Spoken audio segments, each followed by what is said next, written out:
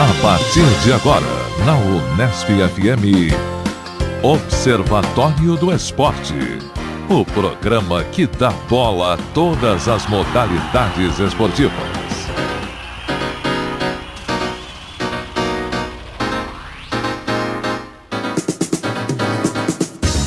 Olá, ouvinte da Unesp FM. Hoje é sábado, 16 de março de 2013. Eu sou Luiz Moraes e começa agora o Observatório do Esporte. No Observatório de hoje, informação e análise dos acontecimentos esportivos da semana. A equipe do programa vai debater também as relações do esporte com a comunicação, o esporte como um fenômeno econômico, político, comportamental e publicitário. Para refletir sobre o tema, convidamos o professor e coordenador do Grupo de Comunicação e Esporte da Intercom, Ari Rocco, que está com a gente aqui nos estúdios da Unesp FM. Aqui no Observatório, a informação vai além das 4 linhas. Hoje na mesa teremos a participação de Tuca Américo, Zeca Marques, Carlo Napolitano, Ari Rocco e eu, Luiz Moraes. Vamos aos destaques de cada integrante aqui da mesa, a começar com Tuca Américo. Saudações, amigos da mesa, ouvintes. Bem, hoje eu vou falar do esporte mais emocionante do mundo no ponto de vista de Zeca Marques, que é o voleibol.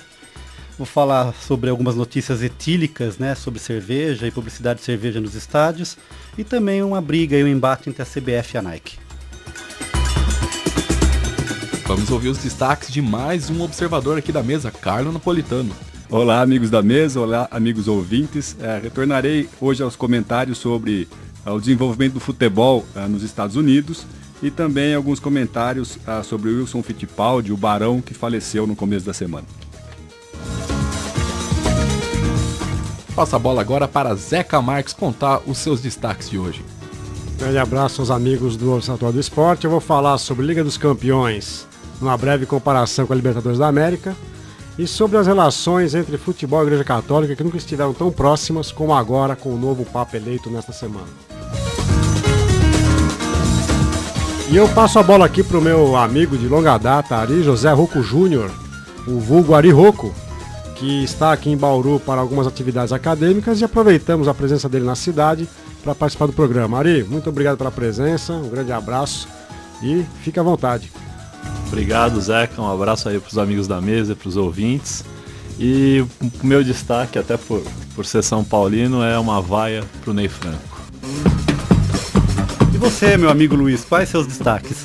Com a temporada da Fórmula 1 começando, eu vou falar um pouquinho dela e também aí do embate que o Romário está começando a enfrentar o Marinho. Mas vamos começar com o nosso convidado especial aqui da mesa do Observatório do Esporte, Ari Rocco. Você já vê que cornetar o Ney Franco, é isso? Eu não consigo entender a cabeça de treinador de futebol, né? O Ney Franco vinha bem, aí de uma hora para outra ele nunca treinou 3-5-2 num jogo decisivo na Argentina, num estádio, né, super confortável, que nem o Viaduto em Sarandi, ele resolve colocar 3 zagueiros. E lotado, né? Lotado. Resultado... São Paulo praticamente fora da Libertadores. Eu acho que o problema ali não é quando a gente não consegue entender a cabeça do treinador, é quando os jogadores também não conseguem, né? Pior ainda. Pior ainda. E outra coisa que eu acho interessante colocar e que mostra bem o atual estágio do futebol brasileiro, o grande Oswaldo foi convocado para as partidas contra a Itália e Rússia por Luiz Felipe Scolari. O Brasil está bem. Mas Ari, eu acho que o problema do São Paulo não se restringe apenas a comando técnico.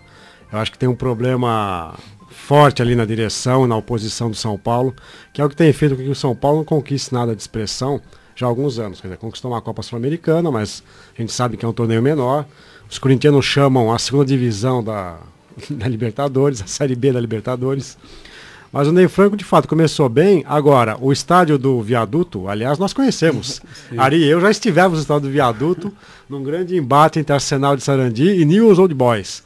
É um estádio muito modesto, muito pequeno, na periferia de Buenos Aires, e surpreendentemente, pelas imagens da televisão, as arquibancadas estavam vazias, inclusive no lado do São Paulo, porque o Atlético Mineiro jogou lá algumas semanas atrás e a torcida do Atlético Mineiro lotou o setor destinado aos visitantes, né? Então, o São Paulo, com o Ney Franco e com o Juvenal Juventus, não consegue sequer motivar os seus torcedores a um jogo na Argentina. né? Agora, eu não acho que o São Paulo esteja assim numa situação tão delicada, porque o fiel da balança é o Atlético Mineiro. O Atlético já está classificado, pode jogar com time reserva, time misto a última rodada, e vai depender do Atlético o interesse de ele ter o São Paulo nas fases seguintes ou não, né? O Atlético pode fazer um espírito corporativo e classificar um brasileiro, como pode querer eliminar o São Paulo, porque pode ser um potencial adversário lá na frente. O grande problema que eu vejo no São Paulo, se ele conseguir a classificação, é que provavelmente ele vai conseguir com um número de pontos baixo, e ele vai pegar um dos primeiros colocados com um número de pontos alto. Então existe até a possibilidade da gente ter num mata-mata São Paulo e Atlético Mineiro. Quer dizer, o Atlético pode até ter que decidir isso num jogo contra o São Paulo. Mas está bem perto do Palmeiras, do meu Palmeiras. Então, aí eu queria até aproveitar, e acho que é digno de registro, né, que o Zeca falou do Juvenal Juvencio, como a troca de comando na presidência de um clube é importante. Eu acho que a gente precisa elogiar o novo presidente do Palmeiras, o Nobre, pela postura que ele tem adotado com relação às torcidas organizadas. Acho que é uma coisa digna de aplauso, né, e de registro, e mostra, quer dizer, pelo menos sinaliza por enquanto, se ele assim persistir, que o Palmeiras pode viver dias melhores no futuro. Em relação a essa atitude do Nobre de confirmar que o time vende ou dá ingressos para a torcida organizada, ontem saiu uma nota na Folha de São Paulo, melhor, uma matéria, informando que o Tribunal de Justiça Desportiva está investigando esses casos. E me parece até, segundo a reportagem, que os ingressos eles são vendidos como se fossem ingressos de meia entrada.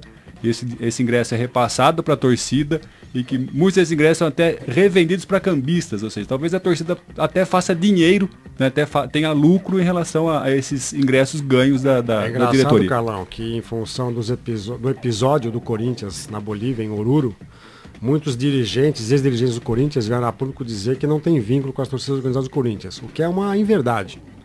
E essa matéria da Folha de São Paulo, publicada na sexta-feira, demonstra claramente essa relação promíscua entre torcidas e clubes.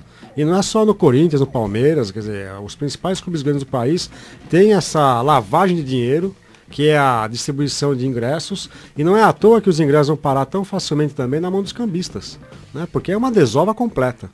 Então o Corinthians tem vínculos com torcida sim, porque se não tivesse, por que os representantes de torcidas que não são sócios do clube têm acesso às dependências do clube para agredir jogadores como já aconteceu em outros anos? Não é? Por que jogadores de futebol são perseguidos por torcedores organizados e os clubes não tomam nenhuma medida para coibir esses atos de violência? O Palmeiras, por exemplo, já teve exemplos recentes com o Wagner Love, que foi agredido num estacionamento de banco nas proximidades do Parque Antártica. E o lateral lá, João Vitor, foi agredido na loja oficial. E os clubes não fazem nada. Quer dizer, a gente sabe que muitos torcedores são encomendados, né, por diretores para fazer determinadas ações quando eles querem pressionar um atleta que não está rendendo em campo, né? Então nada me surpreende se lá na Argentina, na semana passada, não houve um diretor do Palmeiras que fomentou essa manifestação da Mancha Alviverde contra o Valdívia, né? E aí, Ari, eu fico um pouco com o pé atrás com relação ao Nobre, porque o Nobre parece um rapaz muito jovem, imaturo. Ele é um grande playboy, né? Corredor de rally, de boa família. Me parece um garotão. E eu não sei se ele está jogando para outra torcida, não organizada, uma declaração como essas, e se as coisas não vão mudar substancialmente. Eu acho particularmente que ele está jogando para essa torcida não organizada. Imagino que ele deva sofrer pressões da W Torre, que efetivamente é quem vai administrar a arena do Palmeiras, que vai ter outros eventos e que não quer a Mancha Verde ali convivendo com o novo torcedor que ela quer lá. E aí ele tem que adotar determinado tipo de postura, né? E ainda sobre o assunto, acho particularmente vergonhoso para nós brasileiros ter que admitir que a polícia boliviana trata os torcedores da forma como eles deveriam ser tratados, porque os caras estão lá presos até agora. O que aconteceria se isso tivesse acontecido no Brasil? Os caras já estavam na rua. Então é triste ver que a polícia boliviana dá um tratamento melhor aos torcedores do que a nossa própria polícia. Estávamos falando do Palmeiras, passa a bola agora para um palmeirense aqui da mesa, Tuca Américo. Mas normalmente quem fala mais sobre o Palmeiras aqui é o meu amigo Carlos Napolitano. Bem, vamos lá, vou falar do vôlei tão amado pelo Zeca Marques, né? Zeca, você conhece o capitão da seleção, ou ex-capitão, uma vez que a gente não teve convocação ainda, o Murilo? né? Conheço. Murilo foi... Ele é casado com a musa do vôlei, que é a Jaqueline. Sim, e o Murilo ele sempre sempre é lembrado pelo aquele semblante calmo nos jogos, capitão da seleção. Só que durante essa semana, na semana passada, durante o jogo contra o Canoas, que o César, do time que ele é capitão, sofreu uma derrota 3-2, né? Ele questionou o árbitro sobre um levantamento e falou que o juiz estava apitando aquele jogo como se fosse um jogo da Superliga B, né? Menosprezando toda a Série B do vôlei brasileiro. E teve uma repercussão grande entre os jogadores da Série B, né?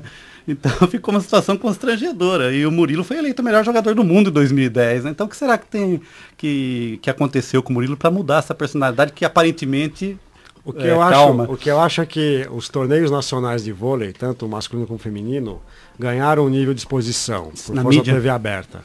E ganharam um nível de competitividade, de rivalidade, que talvez a gente só tenha tido nos anos 80, quando o vôlei começou a florescer. O Atlântica Boa Vista e Pirelli. Né? Depois com Minas. Depois no feminino tinha a Sadia, que tinha um time com as principais jogadoras da seleção brasileira. Então acho que isso é reflexo dessa competitividade, da rivalidade acirrada, que não existia na década passada, quando os principais jogadores jogavam no exterior. Né? Então acho que isso, de certa forma, é saudável. Né? Mostra que o vôlei está pujante, forte, pro gáudio do nosso e se transformando, enfim, no esporte midiático, que é o que você sempre sonhou? Não, o vôlei é midiático desde os anos 80. Né? Quando o Luciano do Vale... O que é isso perto de uma briga de Brasil e Cuba na rede? Exatamente. Cara a cara. Mas o Luciano do Vale, que é o ídolo do Luiz Moraes, aqui, o nosso Luiz Moraes, locutor, o Luciano do Vale... seu é o Galvão Bueno, desculpa. O Luciano do Vale, ele fomentou muito o vôlei também, com aquela geração de ouro. Então todos lembram aqui do Bernard com o seu... Geração de prata, Zé. Essa geração de prata. A prata também era de prata, mas era a geração de ouro pelo valor que ela tinha. Boa, você saiu bem, Zé. Então, veja, quando a gente inventa o saque Jornada nas Estrelas com o Bernard, né, o Viagem ao Fundo do Mar, que era o Renan que fazia isso, o vôlei já competia com o futebol e com a Fórmula 1 como o principal esporte de mídia no Brasil. Então acho que o vôlei vem nesse processo de longa data, porque tem sido bem administrado, e o Brasil tem conquistado resultados com o vôlei. É talvez a modalidade coletiva em que o Brasil mais conquistou medalhas nos últimos anos. E lembrando aquele jogo de Brasil e União Soviética no Maracanã. Maracanã lotado. Com chuva. E com transmissão pela televisão. No campo de carpete, né? Improvisado de última hora. Bem, vamos mudar aqui de assunto. 2 notícias etílicas, meu amigo Carlos Napolitano. Por que você está falando comigo? Você está ao meu lado. Para atrair mais público, a Federação do Rio de Janeiro resolveu que vai liberar a venda de cerveja nos estádios. Estão indo aí, antecipando já a Copa do Mundo, né?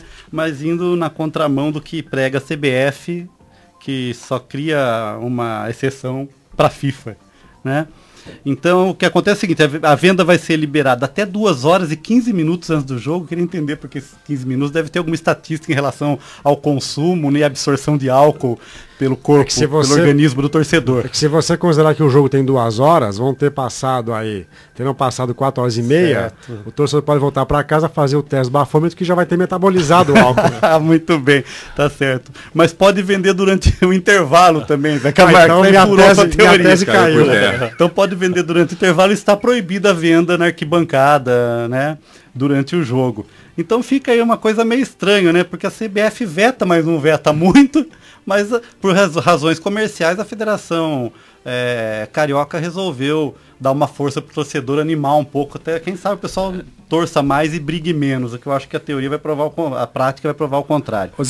Tuca, diga. Mas essa proibição de venda de bebidas alcoólicas decorre de legislações estaduais. Né? Sim. Então, os estados que proibiram, em determinados estados, a venda de bebida alcoólica, como é o caso de São Paulo. Talvez no Rio não tenha essa proibição expressa na legislação e por isso que será permitida. Inclusive esse modelo é citado, né, segue o modelo europeu de venda de bebida alcoólica. Eu acho que é uma questão polêmica, né?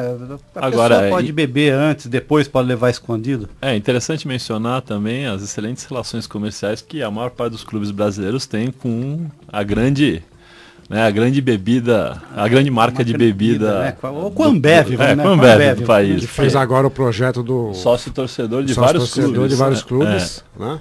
Então, é um projeto para um futebol melhor, né? Historicamente, culturalmente no Brasil, a cerveja está ligada a futebol, carnaval, né? Agora, o Ari conhece os estádios britânicos, esteve inclusive recentemente lá. Vende-se bebida alcoólica nos estádios, Ari? Vende-se bebida alcoólica nos estádios, mas eles são, o detalhe interessante é que eles vendem a bebida alcoólica dentro dos estádios, né, sem o recipiente, óbvio, em copos, né, que não podem ferir ninguém.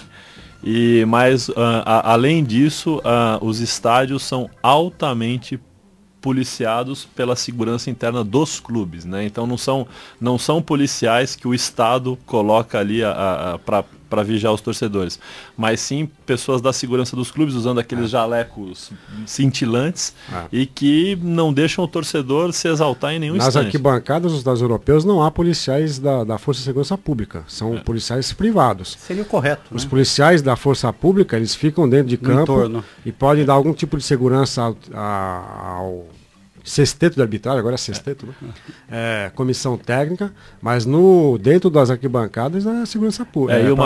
E uma coisa que me chamou a atenção é que no próprio ingresso de vários estádios lá está escrito assim, que recomenda-se que o torcedor assista a partida sentado. Aquele que insistir em permanecer em pé pode ser gentilmente convidado a se retirar.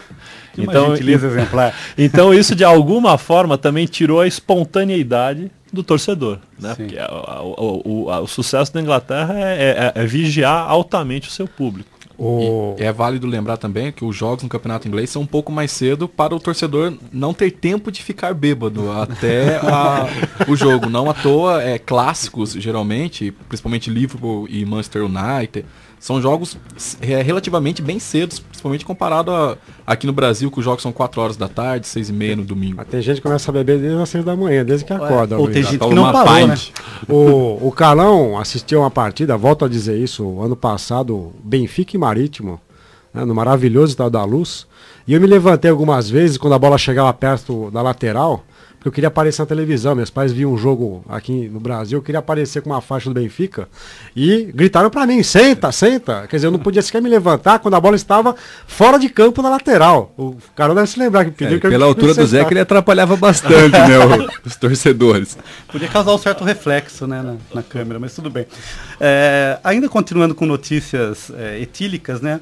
Uma notícia interessante, né? Justiça obriga a Brahma a retirar publicidade nos Jogos do Estadual do Rio, né? Mas qual é a história, né? É o seguinte, existe um contrato da marca Itaipava, que é concorrente da Brahma, que ela comprou espaço para colocar as placas nos campos nos Jogos do Estadual do Rio de Janeiro, né? E o que aconteceu? Esse contrato valeria por 3 temporadas, 2012, 13 e 14, e se a empresa que coloca as placas dentro do estádio quebrasse ou quebrasse esse contrato, de alguma forma, teria que pagar uma multa de 5,7 milhões de reais. Aí que está o pulo do gato. A Brahma foi lá, pagou a multa e colocou as placas. Deu uma rasteira na Itaipava. Mas a justiça agora obrigou a Brahma a retirar essas placas. O que é interessante disso, né? Você vê que essa multa rescisória deve ser um valor ínfimo ao valor real do retorno publicitário que eles têm. Com a exposição. Né? Então fica uma coisa muito curiosa. Então, qual seria o valor aferido realmente, que é para que a empresa se prontifique a pagar quase 6 milhões de reais de multa?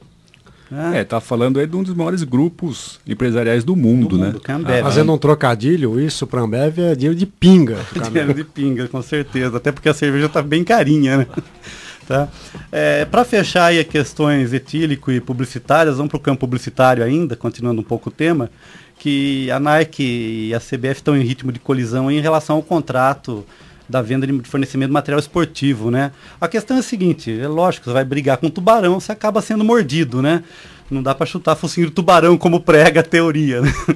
E o que acontece é o seguinte, a Nike acabou fazendo um contrato que ela tem grande parte dos direitos, né, de licença sobre produtos. Então, no contrato, a CBF, né, na figura do ex-presidente Ricardo Teixeira, assinou um contrato que acaba cedendo o licenciamento de vários produtos. e esse contrato simplesmente vai até depois de 2018, ou seja, pega todo o processo de licenciamento durante a Copa do Mundo, a Copa das Confederações. Então, para vocês terem ideia, até o sutiã da equipe feminina, o licenciamento é da Nike, né? Então cria um embate aí que a gente não sabe qual que vai ser o desdobramento. E a gente para pensar aqui o quanto de dinheiro, né, Zeca? Hoje a gente está gravando esse programa na sexta-feira, a gente tem uma banca sobre marketing esportivo, né? E o quanto isso envolve em valores, em milhões de reais, milhões de dólares, e podemos chegar aí na casa até dos bilhões, dependendo do evento, ou no caso dos mega eventos. Bem, por enquanto é isso. Vamos seguir o Observatório do Esporte com os comentários de Carlo Napolitano. Como eu disse no início, vou retomar aqui o que nós já conversamos na semana passada, que é o desenvolvimento do futebol nos Estados Unidos.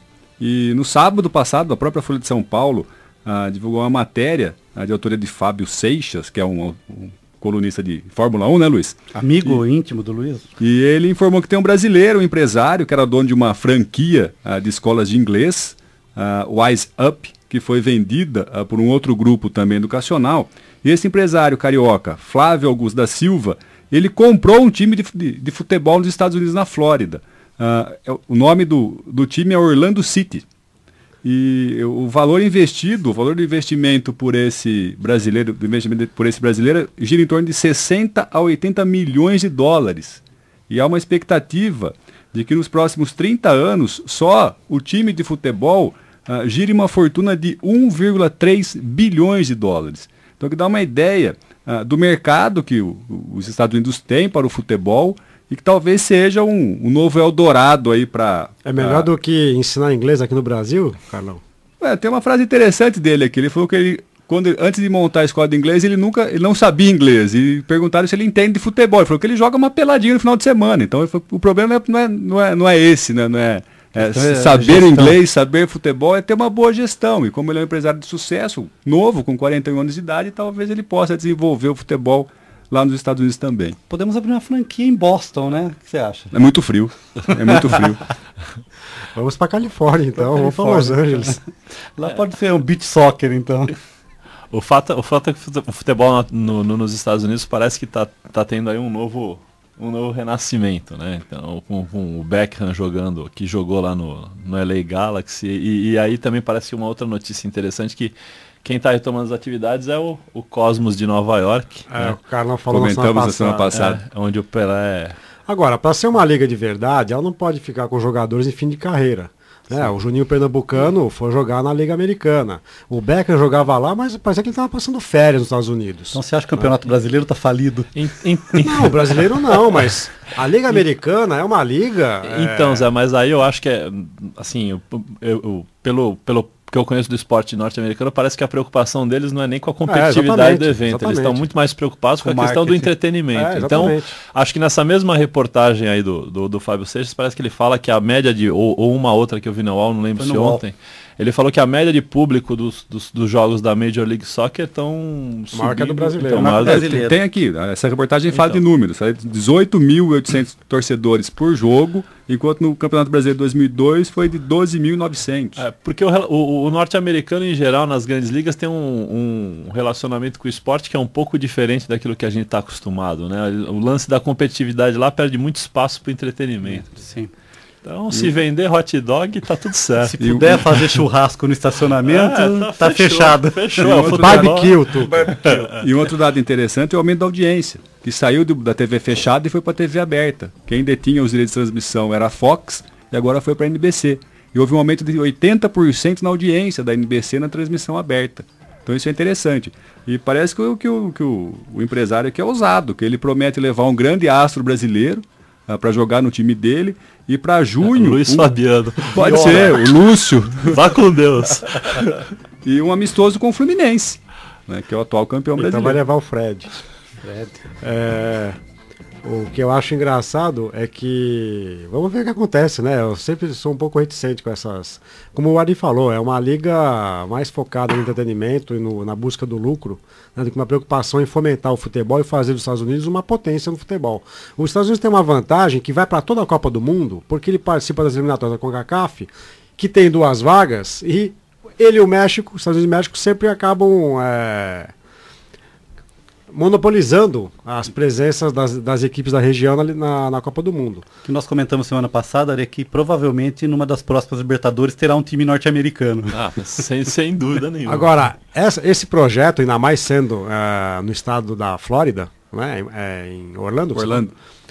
Mostra mais uma vez, né, a potência da comunidade hispano-americana.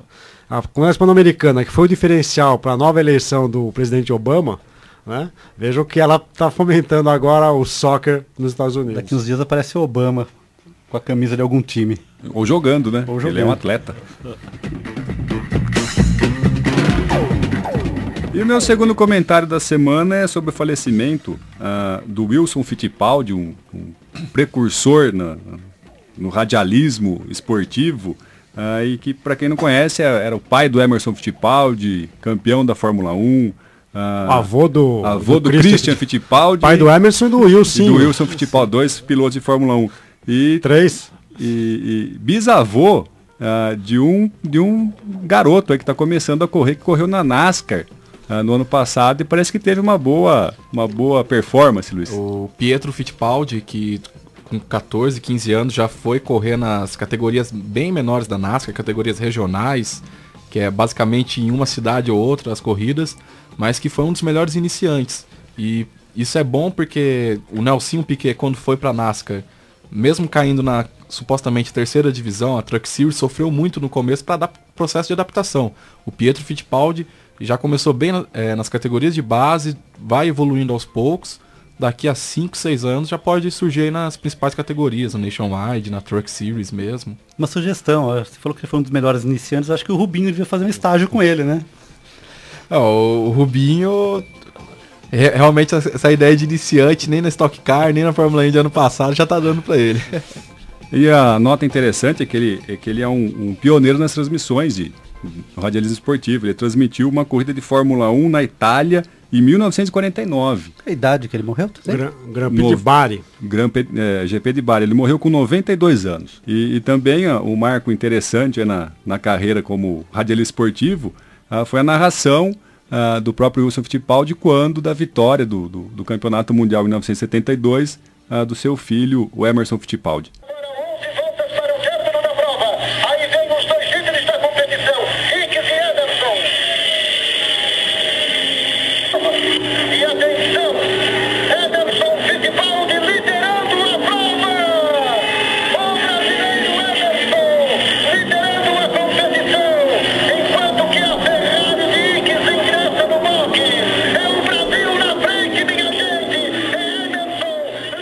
Essa foi a narração do Barão Fittipaldi, do título do seu filho Emerson Fittipaldi, no GP de Monza de 1972, uma das últimas etapas do calendário. E é bom lembrar que o Barão também foi um dos criadores da CBA, Confederação Brasileira de Automobilismo, que hoje está praticamente às várzeas em relação às categorias de base e ao kart. Está às várzeas? Está às várzeas. Desconhecia essa expressão, Luiz. Eu prefiro dizer que está a pé. Está às várzeas. Então agora o automobilismo também tem a Fórmula 1 da várzea. Tá no estado atual de Jacarepaguá, então, melhor dizendo. E esperar que, quem sabe, possa ter alguém aí que se inspire nos feitos do Barão para conseguir fazer que o automobilismo brasileiro possa ter uma sobrevida nesses últimos tempos. Aí é só ver hoje o grid da Fórmula 1 com apenas um piloto brasileiro. Mas vamos passar aqui agora a bola para Zeca Marques no Observatório do Esporte. Bom, mais uma vez um grande abraço a todos os amigos do Observatório. E nesta semana a imprensa brasileira começou a fazer uma pequena comparação entre a Liga dos Campeões e a Libertadores, até porque a Libertadores está incandescente, né? A gente tem tido vários episódios aí de problemas dentro de campo, fora de campo, arquibancada, aeroporto. E foi entrevistado o Alex que joga atualmente no Curitiba, Alex que foi campeão com o Palmeiras na Libertadores, né, Carlão? Não me lembro se ele jogava naquele time. Eu acho que jogava, acho que foi campeão. Os palmeirenses de plantão aí não sabem se o Alex jogava naquele time, Ari? O Alex jogou Libertadores pelo Cruzeiro e pelo Palmeiras. Ele foi campeão pelo Palmeiras em 99. E jogou muito tempo no futebol turco, né? E ele conhece a Liga dos Campeões, conhece a Libertadores. Ele fazia as comparações. Na Liga dos Campeões, existem regras que não mudam durante a competição, são estabelecidas com muita antecedência, os tribunais são ágeis, as punições são ágeis e o campeonato é extremamente organizado. Né? Por exemplo, na última sexta-feira tivemos o sorteio dos confrontos das quartas de final da Liga dos Campeões. A gente sabe que não haverá asterisco no regulamento para impedir que clubes do mesmo país se enfrentem na semifinal. Assim que terminar essa fase das quartas de final, haverá um novo sorteio dos 4 classificados para se definir os confrontos. Então, por exemplo, vamos aqui fazer a nossa previsão, o nosso prognóstico. Málaga e Borussia Dortmund é um dos confrontos. Málaga da Espanha, Borussia Dortmund da Alemanha. As indicações são de que o Borussia tem mais condições de passar. Real Madrid e Galatasaray. Real Madrid da Espanha, Galatasaray da Turquia. O Real Madrid tem mais condições. Paris Saint-Germain e Barcelona. Talvez seja um embate um pouco mais emblemático. O Barcelona tem um time infinitamente melhor que o do Paris Saint-Germain.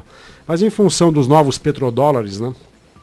Do Paris Saint-Germain, da exposição midiática com o Ibrahimovic, com o Beckham, um pouco com o Lucas. A própria motivação. A motivação, a gente não sabe o que pode acontecer nesse jogo. E o outro, que para mim é o mais equilibrado e imprevisto, é Bayern de Munique da Alemanha e Juventus da Itália. 2 equipes de muita tradição. Né? Nós vamos imaginar que passem Bayern de Munique, Barcelona, Real Madrid e Borussia. Nós vamos ter 2 clubes alemães, 2 clubes espanhóis.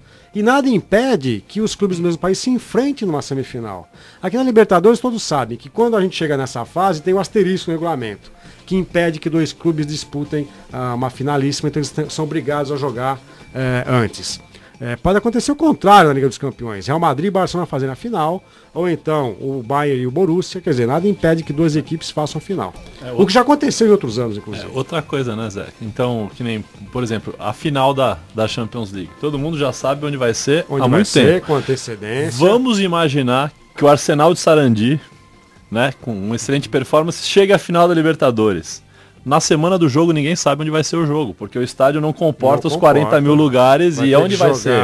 Em La Bombonera, no Monumental de Nunes. Então quer dizer, Agora, só uma perguntinha, né? Onde jogou mesmo o Nicolas Leoz?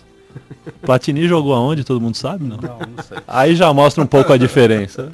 Ô Zeca, meia culpa aqui do palmeirense. O meio campo daquele time era César Sampaio, o Alex e o Zinho. E essa informação eu extraí aqui no Porcopédia.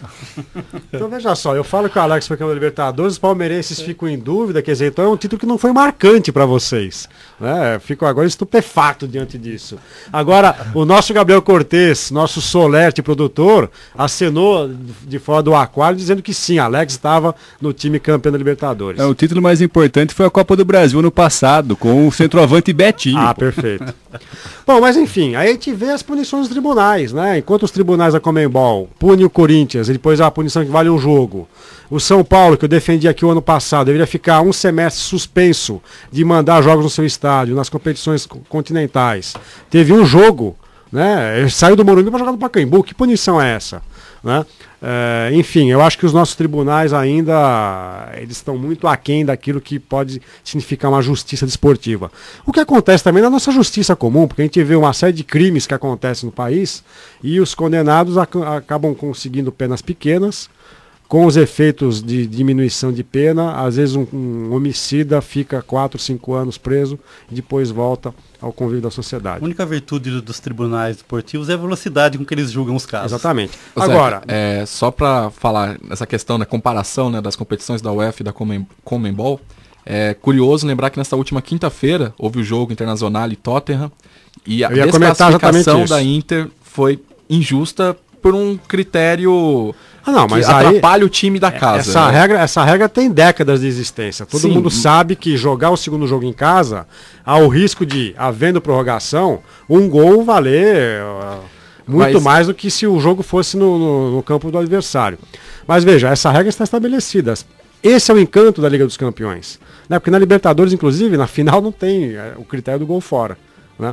Mas o que eu queria falar é que o problema do futebol europeu, se ele é bem organizado, bem administrado, O problema está no comportamento de algumas torcidas. E eu ia citar justamente o jogo Internacional de Milão e Tottenham, porque o técnico do Tottenham, o português Vilas Boas, queixou-se de que havia insultos racistas contra jogadores negros do Tottenham. Então, o que não dá para entender é que um futebol tão bem organizado continue tendo tantas ações estúpidas de torcedores que vão agredir os jogadores do time adversário simplesmente pela questão racial ou étnica. Quando o próprio time desses torcedores também tem jogadores negros, né? Então não dá para entender por que a UEFA, por que os tribunais esportivos europeus não são mais rigorosos. A Internacional deveria ficar a próxima competição europeia sem poder jogar no San Siro. Né, sem jogar em Milão, vai jogar em outra cidade da Itália. E tem que haver punições exemplares para esses casos, porque vejam, são recorrentes, quase sempre nos mesmos lugares, né?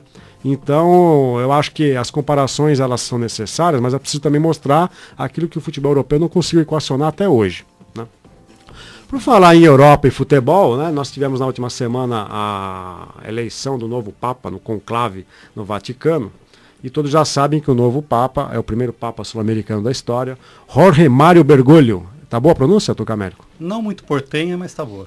Bom, o Jorge Mário Bergoglio, ele é um torcedor, um aficionado, apaixonado do São Lourenço, que por sinal é o time pelo qual eu tenho mais simpatia na Argentina, né? E é interessante ver, né, que isso, obviamente, para a Igreja Católica não tem grande relevância, mas no futebol argentino e para o São Lourenço, essa eleição teve um significado assim fantástico, porque o São Lourenço começou a entrar no mapa mundial.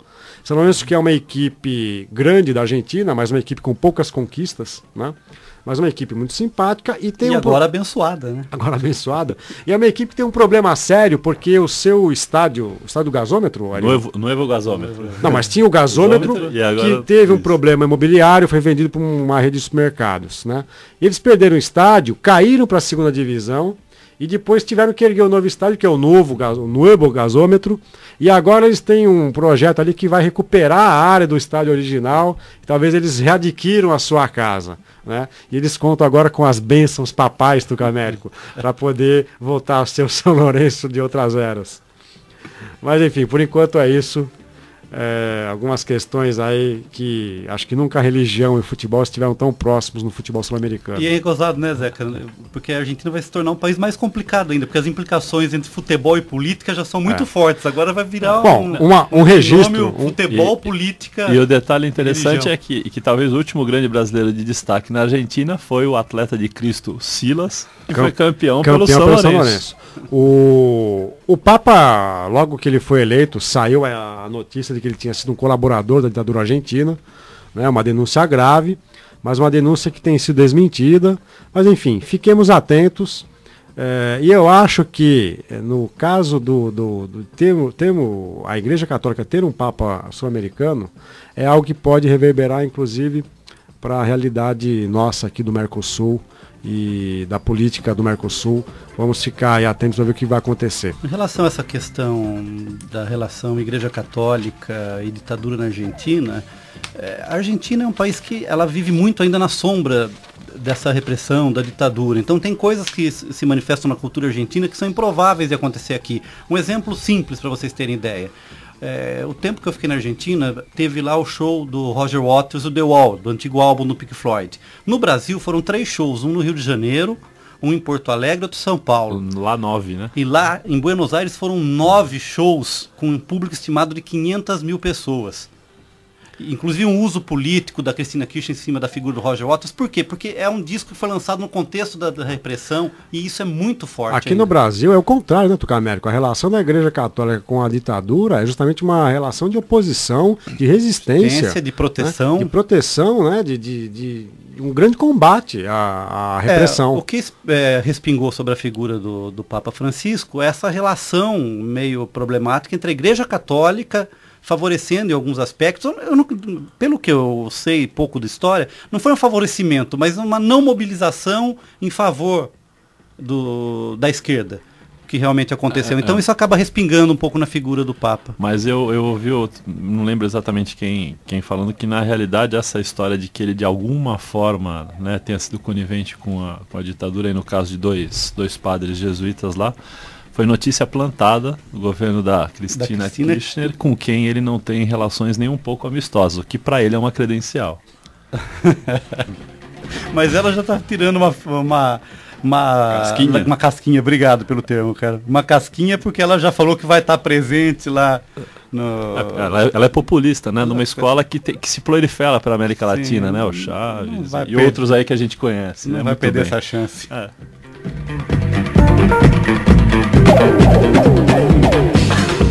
Luiz, seus destaques, enfim.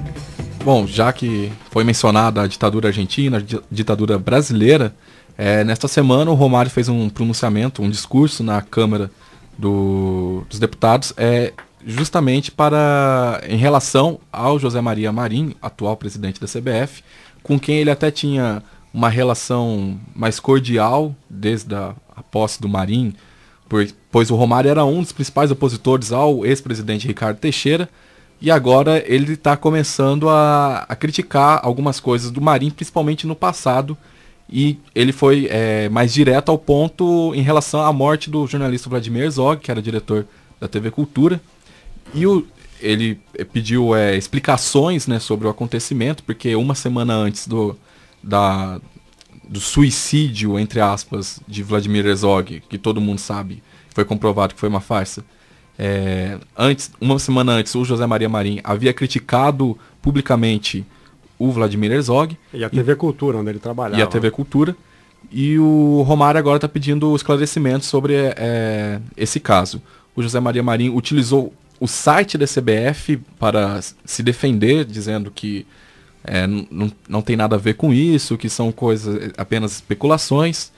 O que é curioso, porque ele não costumava fazer isso. O Ricardo Teixeira costumava utilizar o site da CBF para dar desculpas sobre algum caso de corrupção, alguma coisa que estava envolvido. O José Maria Marinho não fazia isso, e agora, justamente nesse caso, ele começa a agir desta maneira. Que o José Maria Marinho teve ligações com as forças da repressão, isso é inegável, era um deputado da Arena. Né? Ele foi vice-governador indireto, né? Vice-governador biônico, e quando Paulo Maluf saiu do governo de São Paulo, ele assumiu por um tempo o governo de São Paulo. Eu acho estranho que essa história só venha à tona agora, né? Passados aí 40 anos, em função de ter assumido a CBF, porque não veio antes. Eu acho que, bom, como eu disse, é inegável que ele tenha relações com as forças da ditadura. Agora, acho também que é um pouco forçação de barra imaginar que o discurso dele é o que motivou o falecimento, a morte do Herzog. Né? O Herzog estava sendo perseguido há muito tempo.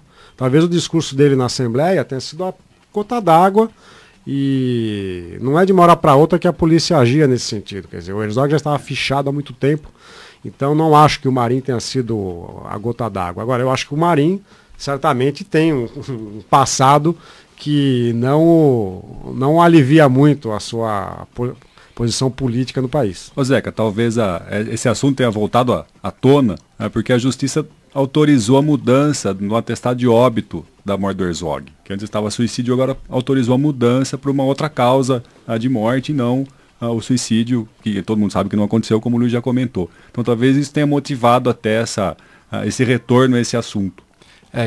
Outra motivação é justamente a postura política que o Romário tem tomado em relação à Copa do Mundo e aos gastos públicos nesta Copa do Mundo. Então é interessante que o Romário faça essa figura mesmo de oposição, mesmo que acabe não gerando tantos frutos na frente, mas é bom dar essa dor de cabeça, principalmente para o Marinho, que agora está coordenando. Ele vai gerar muitos frutos, porque ele vai ser reeleito facilmente com essa exposição que ele está tendo. Às vezes acho até um pouco de maneira aproveitadora.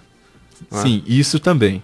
Mas independente disso, falar um pouco também da Fórmula 1, porque vai começar agora, na madrugada desse sábado para o domingo, a transmissão, o primeiro grande prêmio da temporada, que vai ser na Austrália, em Melbourne, e já vai ter algumas novidades, principalmente na transmissão da Globo.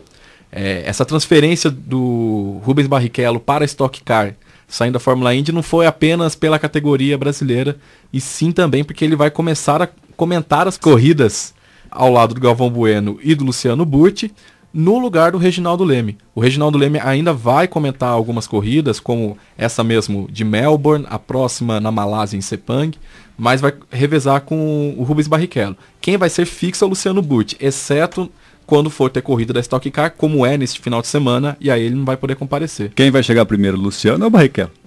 Aí é uma grande dúvida. A gente já teve a presença do Barrichello no último Grande Prêmio do ano passado, de Interlagos, em São Paulo, e eu acho que a presença dos dois, do Burti e do Barrichello, fizeram uma boa... Ficou interessante ali a troca de informações e comentários. Eu acho que o Reginaldo Leme, infelizmente, pelo menos para mim, não vai fazer falta. Era um jornalista que estava ultrapassado, fazia comentários equivocados, comentários técnicos equivocados. Inúmeras vezes ele fazia um comentário que era desmentido pelo Burti, né? E o que eu lamento é que um jornalista com grande tradição e história do jornalismo esportivo dê lugar a um piloto que não tem nenhum tipo de passagem por uma formação acadêmica na área de comunicação, ou seja, a Globo está repetindo na Fórmula 1 o que já acontece há muito tempo no futebol. Eu queria fazer uma pergunta para o Luiz, se ele acha que essa saída Leão da Montanha estratégica do Reginaldo Leme tem a ver, né, com essa questão dele ficar um pouco escondidinho, obscurecido pelas figuras dos dois pilotos comentaristas, ex-pilotos comentaristas. E principalmente em relação às questões técnicas do carro. O Luciano Burti tinha um conhecimento muito maior que o Reginaldo Leme e era mostrado claramente isso nas transmissões. Como o próprio Zeca disse, o Reginaldo comentava uma coisa e o Burti desmentia logo em seguida. Ficava uma situação um pouco chata. Agora ele corre o risco de ser desmentido duplamente. Exatamente. E é curioso também lembrar que o Rubinho vai fazer uma função diferente. A princípio ele vai fazer aquele pit walk, que ele vai andar pelo grid de largada, entrevistando os pilotos. Que ele fez na corrida do ano passado e ficou bem interessante. E é interessante perceber como o Rubinho tem carisma. Né? Porque com essa ação a Globo ele desprestigia um produto da concorrente, que é a Fórmula Indy. Quer dizer, a Fórmula Indy não tem mais nada que atraia ao público brasileiro. E será que eles vão desmentir o Galvão também?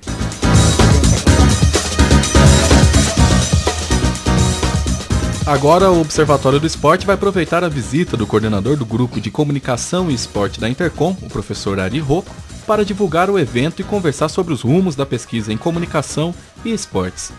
Para começarmos, professor, qual a sua avaliação sobre o desenvolvimento das pesquisas na área de comunicação e esporte até o momento? Bom, na realidade as pesquisas que unem comunicação e esporte, na minha opinião, na minha avaliação, elas poderiam ser melhor, mas elas têm se desenvolvido muito nos últimos anos, quer dizer, já foi muito pior, né? Verificando a importância que o esporte, de uma forma geral, tem no brasileiro como fenômeno cultural e os relacionamentos que existem entre ele e a mídia, a gente gostaria que um número maior de pesquisadores se interessasse por essa associação ou por temas relacionados a essas áreas aí, até porque tem muito assunto para ser abordado.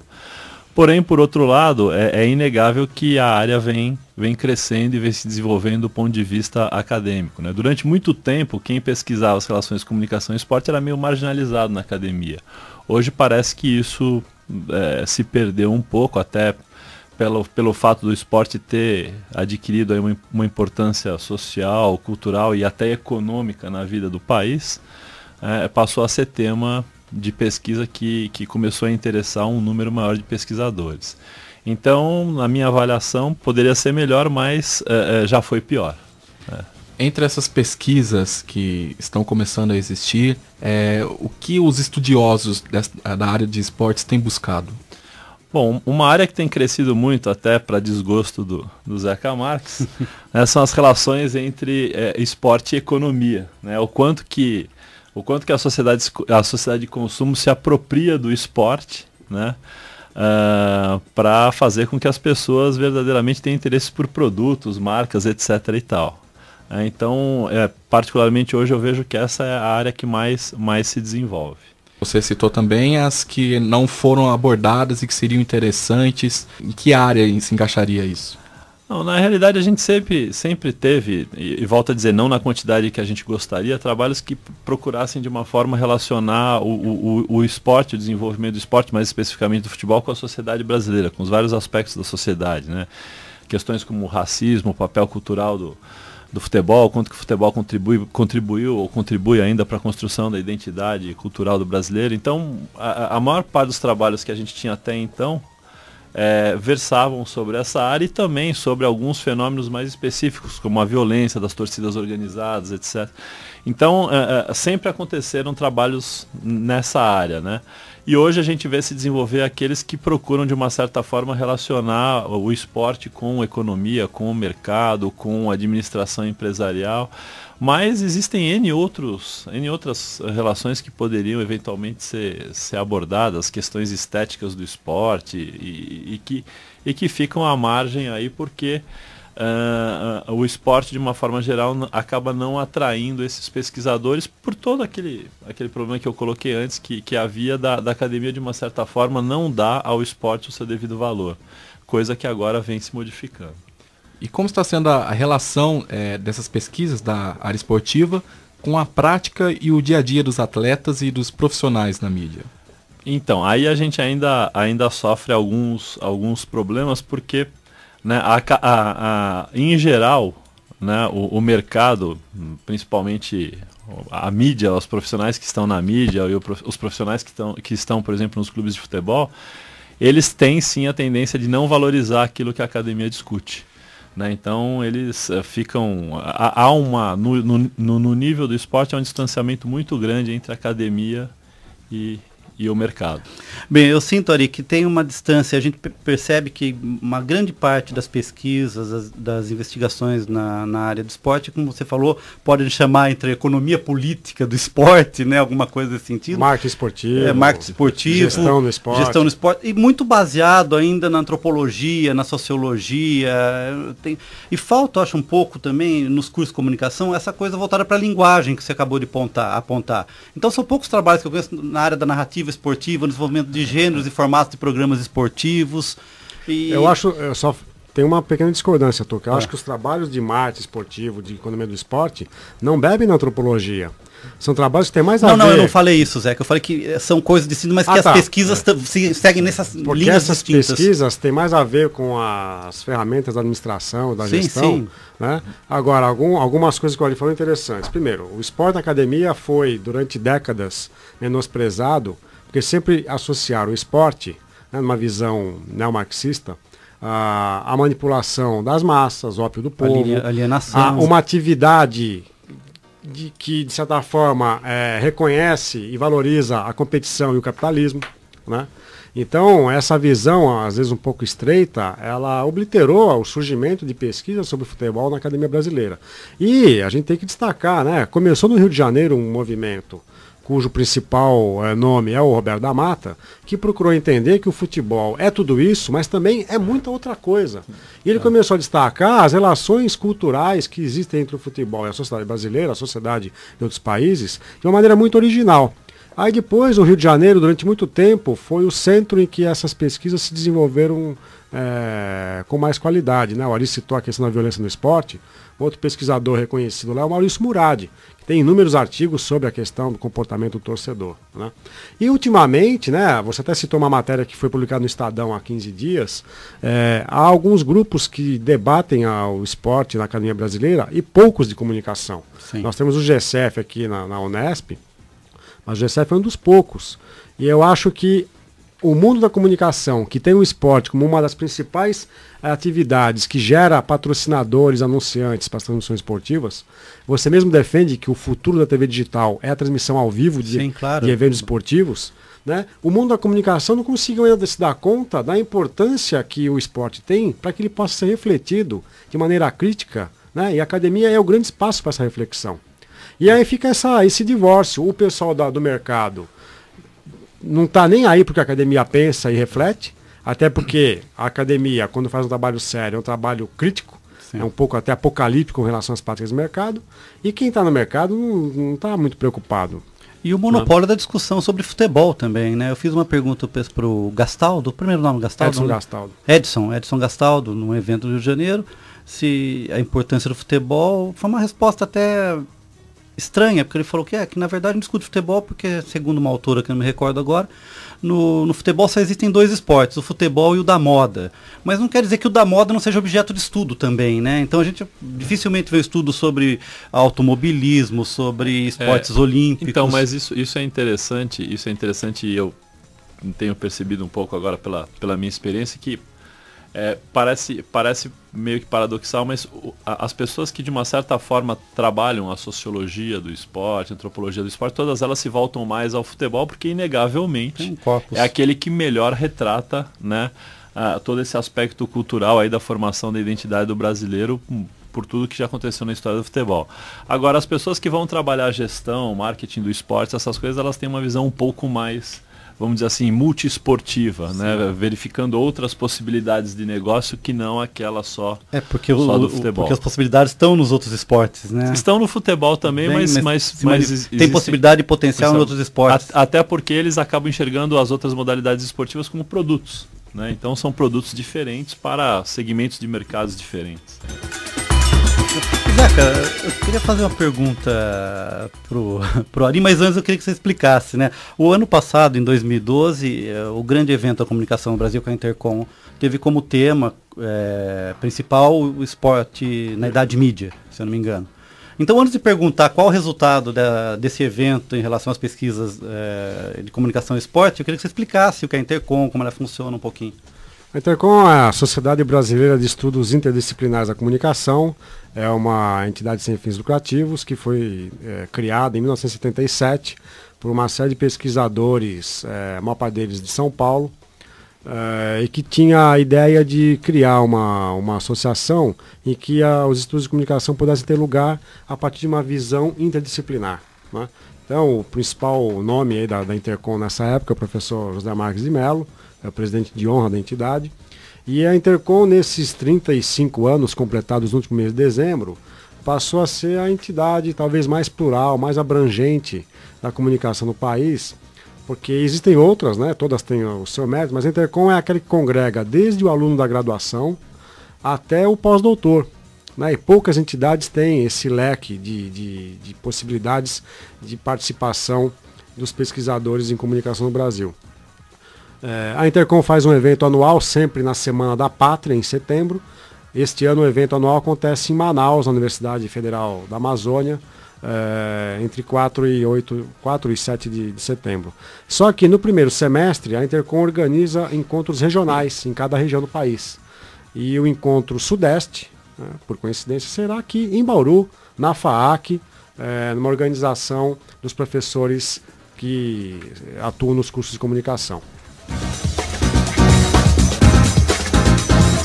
Agradeço a presença do professor Ari Rocco aqui com a gente na mesa do Observatório do Esporte. Lembrando que o Intercom Sudeste deste ano vai correr aqui mesmo em Bauru, entre os dias 3 e 5 de julho, no campus da Unesp. Você, ouvinte do programa que acessa as redes sociais, curta nossa página no Facebook. O endereço é www.facebook.com/Observatório do Esporte. Repetindo, www.facebook.com/Observatório do Esporte. Acesse também o blog do nosso programa. O endereço é www.observatoriodoesporteunesp.blogspot.com.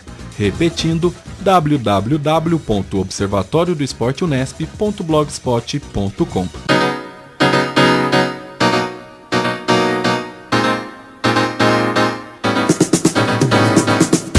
O Observatório do Esporte chega ao fim. Locução de Luiz Moraes, comentários de Tuca Américo, Carlo Napolitano e Zeca Marques, com a participação especial de Ari Rocco. Equipe de reportagem Gabriel Cortez, Fernando Martins e Vinícius Martins. Direção de Fábio Fleury e produção técnica de Paulo Pepa. O Observatório do Esporte é um projeto de extensão universitária financiado pela PROEX, a Pró-Reitoria de Extensão da Unesp. O Observatório é coordenado pelos professores doutores Marcos Américo, José Carlos Marques e Carlo Napolitano. Até a próxima semana. Observatório do Esporte, informação além das 4 linhas.